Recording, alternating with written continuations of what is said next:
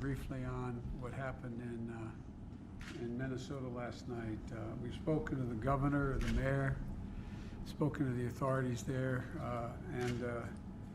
and I haven't called Dante Wright's family, but our prayers are with their family. It was really a tragic thing that happened. But I think we got to wait and see what the investigation shows, and the entire investigation. You all watched, I assume as I did, the film, which is the body cam, which is fairly graphic. The question is, was it an accident? Was it intentional? That remains to be determined by a full-blown investigation. But in the meantime, I want to make it clear again, there is absolutely no justification, none, for looting, no justification for violence. Peaceful protest, understandable. And the fact is that, we do know that the anger, pain, and trauma that exists in the black community in that environment is real. It's serious and it's consequential. But it will not justify violence and or looting. And so the question is how we, in an orderly way, make clear that they get down to a full-blown investigation to determine what the facts are and what is likely to have happened.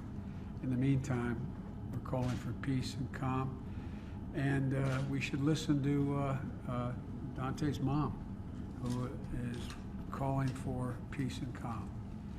And that's all I have to say at this moment on that issue. So, Mr. President, do you think there should be federal resources to help keep the peace? Do you think we need to take any additional there are steps? already federal resources, and we have a significant, we spent a significant amount of time unrelating to this particular case in dealing with what may be the aftermath of anything that happens with the trial that's underway. But there will not be lack of help and support from the federal government if the local authorities believe it's needed. Are you concerned things could be on a razor's edge, sir? I'm not going to speculate now. I'm hopeful that there will be a verdict and an outcome that will be supported by the vast majority of the people in the region, and that's my expectation and hope. Thank you. Mr. President, do you want to speak on infrastructure? Mr. President, do you want to speak on infrastructure also? Yeah. I think that's why we're here. It's a bipartisan meeting here. We got the dean here.